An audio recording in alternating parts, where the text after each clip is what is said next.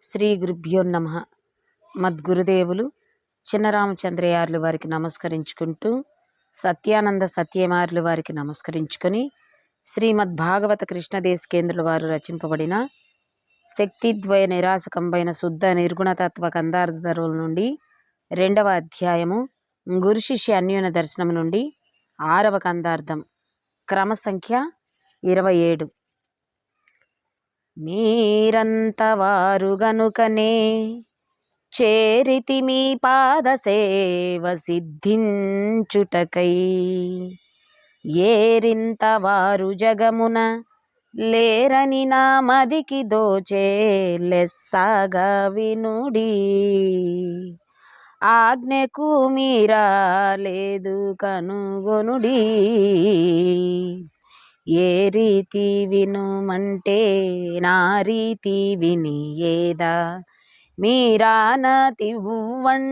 తోరమౌయి బోధ లెస్సాగా వినుడి. ఆజ్ఞకు మీరా లేదు కనుగొనుడి. శ్రీ గురుభ్యో నమః. మద్గురుదేవులు శ్రీ శ్రీ పరమానంద శంకర నారాయణ స్వామి వారి పాదపద్మములకు నమస్కరించుకుంటూ, శ్రీమద్ భాగవత కృష్ణదేశికేంద్ర ప్రభువులచే విరచితంబైన శక్తిద్వయ నిరాశకంబైన శుద్ధ నిర్గుణ తత్వ కందార్థ ధరువులు 2వ అధ్యాయము గురు శిష్య అన్యోన్య దర్శనము నుండి 6వ కందార్థాన్ని విచారించుకుంటున్నాము. అంటే క్రమ సంఖ్య 27. క్రిందటి కందార్థములో గురుమూర్తి శిష్యునికి మొట్టమొదటగా సర్వత్రా నుండి ఉన్న అచల పరిపూర్ణ పరబ్రహ్మమును తెలియపరిచి, ఆ తరువాత లేని ఎరుకను సవిస్తారముగా తెలియపరిచి, ఆ తర్వాత లేని ఎరుకను విడిపించెదను అంటే లేకుండా చేసేదను.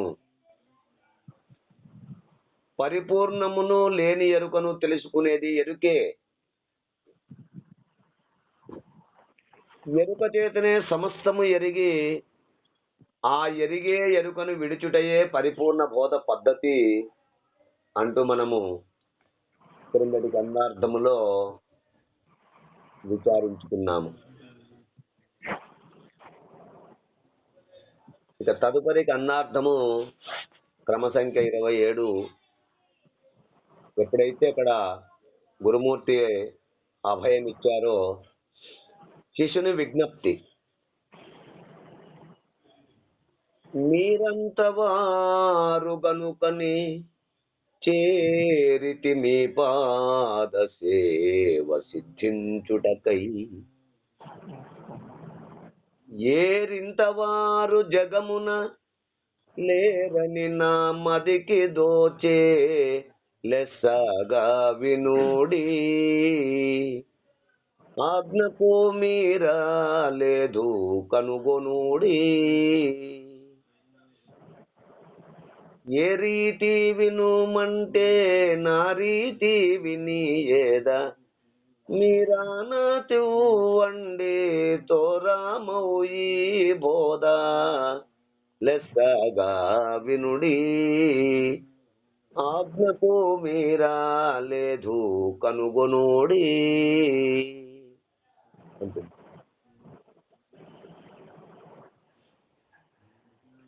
స్వామి, మీరంతవారు గనుకనే అంటే మీరు అంతటి సర్వ సమర్థులు గనుకనే చేరితి మీ పాద సేవ సిద్ధించుటకై, మీ అనుగ్రహం పొందుటకై మీ పాదములు ఆశ్రయించినాను. మీరు నాకు ఏమని ఇచ్చారు? ఆజ్ఞ, అభయం మీకు ఏమిచ్చారు? మీరు క్రిందట లోగడ మీరు నన్ను 10 మంది చూచి మెచ్చుకునేలాగున చేయగలిగినంత వారనియు 10గురు నిన్ను చూచి భలే శభాస్ అనతట్లు చేస్తామని నాకు మాట ఇచ్చారు గురుదేవా. కనుక మీరు నన్ను ఆ విధంగానే 10 మంది చూచి మెచ్చుకునేలాగున చేయగలిగినంత వారని. ఏరింతవారు జగమున లేరని. ఏరింతవారు అనగా అక్కడ అర్థం ఏమొస్తుంది అంటే అప్పటికే అనేక మంది గురువులను పరిశీలించిండాలి. అంటే ఇప్పుడు మనము ఏరి అంటే బియ్యములో రాళ్ళు ఉన్నాయనుకో, ఆ రాళ్ళు బియ్యము కలిపి వండుకుంటే ఏమవుతుందంటే పండ్లు ఊడిపోతాయి. ఆ? అవును. ఆ బియ్యములో రాళ్ళన్నీ ఏరేస్తే శుద్ధంగా ఉంటుంది కదా. స్వచ్ఛంగా ఉంటుంది, హాయిగా తినవచ్చు. అట్లు నాకు ఎవరు గురుదేవులు ఎంత సమర్థవంతులు అని చెప్పని అప్పటికే ఆ గురువు మూర్తిని, ఆ పరిపూర్ణ గురువులు వెతుకుతూ ఆ పరిపూర్ణ దర్శనమయ్యేంత వరకు గురువులను అనేక మందిని తిరిగినట్లు అర్థమవుతుంది. అక్కడ అంతటి ఏరింతవారు జగమునా, ఈ జగమును నేను అనేక మంది గురువులను చూస్తూ వచ్చాను. నేను ఒకటి అడిగితే వారు ఒకటి చెప్పేవారు.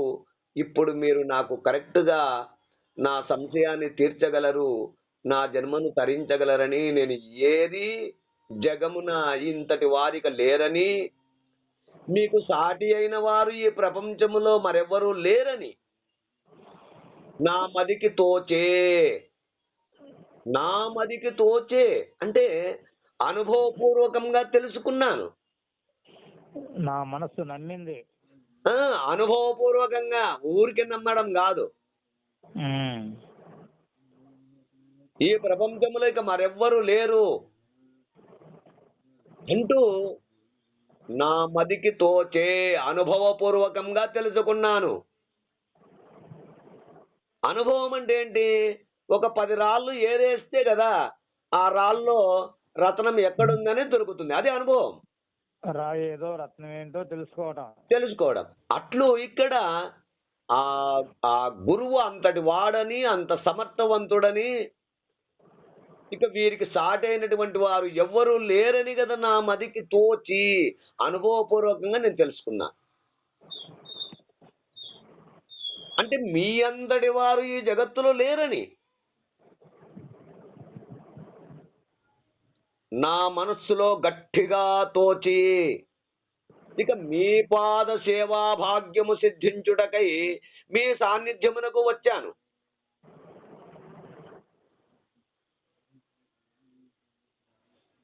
లెస్సాగా వినుడి, స్పష్టంగా ఎటువంటి అనుమానము లేకుండా చెబుతున్నాను. ఎందుకంటే ఈ గొప్పదైన పరిపూర్ణ బోధయందు ఆరూఢత పొందగలమని చాలా స్పష్టముగా విచారించి తెలుసుకొని మిమ్మల్ని ఆశ్రయించి ఉన్నాను.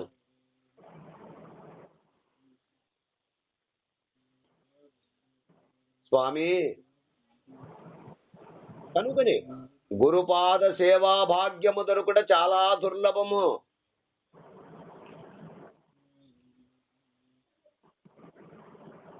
దుర్లభం త్రిలోకేషు దైవానుగ్రహేతుకం. మనుష్యత్వం ముముక్షత్వం మహాపురుష సంశయ అన్నారు. కనుక మహాపురుష సంశ్రయం అనగా సద్గురువు ఆశ్రయము దొరుకుట అన్నిటికన్నా దుర్లభము.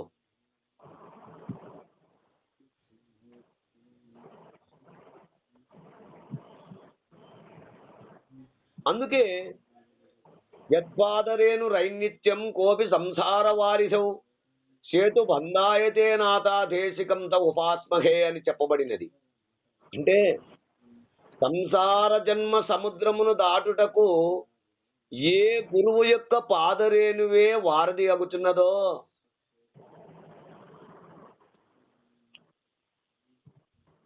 అట్టి సద్గురువుని సేవించవలను. ఇక్కడ సంసారం అంటే ఏంటి అంటే హృదయాంతరాలమున నిత్యమునకు అనిత్యమునకు, మంచికి చెడుకు, సుఖమునకు దుఃఖమునకు, జననమునకు మరణమునకు రాకడ పోకడమునకు అది ఒక గొప్ప సముద్రము లాంటిది. అటువంటి సముద్రము దాటాలంటే కేవలము గురువు పాదము పడితేనే, అది గురువు పాదం అనేటువంటిది వారధి లాంటిది. అటువంటి సద్గురువుని సేవించవలనన్నారు.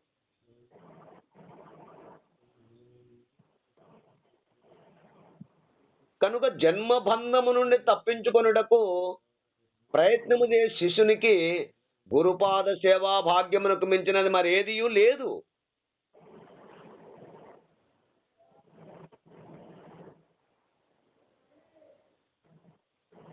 అందుచేతనే మీ పాద సేవ సిద్ధించుటకై అన్నారు.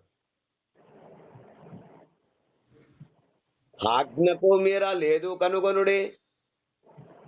మీరు శాసించిన విధముగా నేను జీవించగలుగుతాను. ఇందులో ఎలాంటి అనుమానానికి తావు లేదు. ఒకవేళ కావాల్సి వస్తే పరీక్షించండి. ఏ రీతి వినుమంటే ఆ రీతి వినియదా. మీరు ఎలా కృషి చేయమంటే, మీరు ఎలా జీవించమంటే అలా కృషి చేస్తాను, అలా జీవన విధానములో నడుచుకుంటాను. మీరు ఆనతివ్వండి. అరమర లేకుండా మీరు ప్రబోధించండి.